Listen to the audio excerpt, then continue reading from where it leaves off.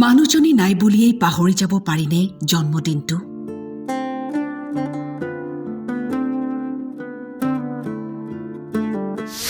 অকণমান শান্তি বিচাৰি দুখীয়াৰ কাষত স্বামী প্ৰয়াত পত্নীৰ জন্মদিন পালন কৰিলে এনেকৈ।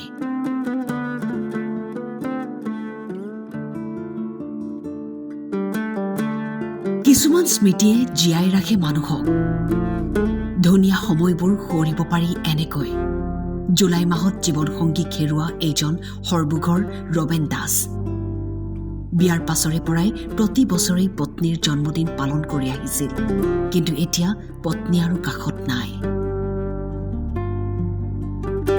পত্নীৰ বিদেশী আত্মাৰ সদ্গতি কামনা কৰি ৰবেন দাসে বৰপেটা ৰোডৰ অলিয়ে গলিয়ে থকা একাংশ দৰিদ্ৰ লোকক নিশাৰ আহাৰ বিতৰণ কৰি পালন কৰিলে পত্নীৰ জন্মদিনটো।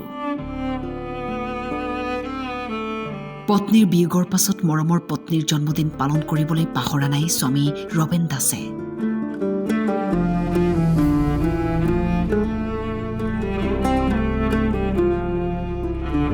আজি মোৰ প্ৰয়াত পত্নী উমা দাস অধিকাৰীৰ মৃত্যু যোৱা 11 জুলাই তাৰিখে হৈছে আৰু তেওঁৰ মৃত্যু হোৱাৰ পিছত আজি তাইৰ জন্মদিন আছিলে 27 আগষ্ট আৰু তাইৰ স্মৃতিতে মানে এটা ভাবিলোঁ যে আমি কিছু মানে যিবিলাকে ৰাতিৰ আহাৰ গ্ৰহণ ভালদৰে কৰিব অসুবিধা হয় বা তেখেতসকলক আমি অলপ আহাৰ গ্ৰহণ কৰাৰ কাৰণে ব্যৱস্থা কৰিলোঁ আৰু সেইটো কৰি পেলাই আজি বৰপেটা ৰোড আৰু সৰভোগৰ কিছু লোকক আমি ৰাতিৰ আহাৰ যোগান ধৰিলোঁ আৰু সেই এনেকুৱা ভাবিলোঁ যে তেওঁৰ মানে আজি জন্মদিনত তেওঁৰ সেই স্মৃতিটোৱে তেওঁৰ আত্মাই শান্তি লাভ কৰিব।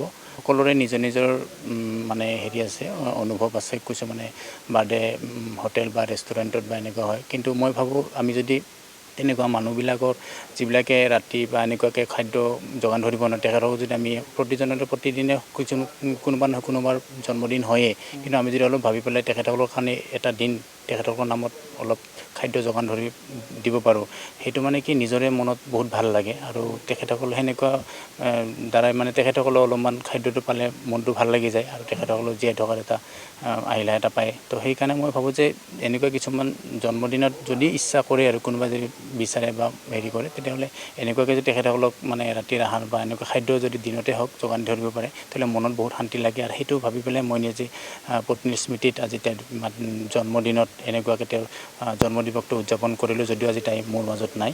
হয়, কিছুমান আমি এনেই দেখি থাকোঁ যে তেখেত মগনীয়া হয়, তেখেত তেনেকুৱা হয়, কিন্তু আমি যেতিয়া বাস্তৱ ক্ষেত্ৰত দেখি পাওঁ যে মানে বহুত দুখ লগা, আমি খাদ্য কেতিয়াবা খাই পেলাই আধা খাই পেলাই ভাতত বা এনেকৈ পেলাই দিওঁ, কাঁহীৰ পৰা পেলাই দিওঁ, কিন্তু আমি তেখেতসকলক দেখিলে গম পাওঁ তেখেতে খাদ্যৰ কাৰণে কিমানখিনি মানে যুঁজ দি আছে, মানে ৰাতি নখাই পেলাইও সিহঁতে ৰৈ থাকে। তো যেতিয়া দিব যাওঁ তেখেতসকলে যেনেকুৱাকৈ খাদ্যৰ কাৰণে মানে এটা মনত যিটো ফূৰ্তি অনুভৱ কৰে, সেই বা আমাক সেই সময়তে তেখেতে যিখিনি আশীৰ্বাদ দিয়ে তাৰমানে সেইখিনি মনত বহুত ভাল লাগে। এইবিলাক মানে টকাৰেও জুখিব নোৱাৰি আৰু। তো সেইকাৰণে পাৰিলে সেনেকুৱা মানুহক আমি যদি আগবাঢ়ি যাই পেলাই তেখেতসকলক অলপ সহায় কৰোঁ, আমাৰ তেখেতসকলৰ সহায় হ'ল আৰু আমাৰো মনটো বহুত ভাল লাগিব, সমাজো সেনেকুৱাকৈ আগবাঢ়ি আহিলে মোৰ ভাল লাগে আৰু। বৰপেটা ৰোডৰ পৰা গণেশ সাহাৰ ৰিপৰ্ট, টাইম 8।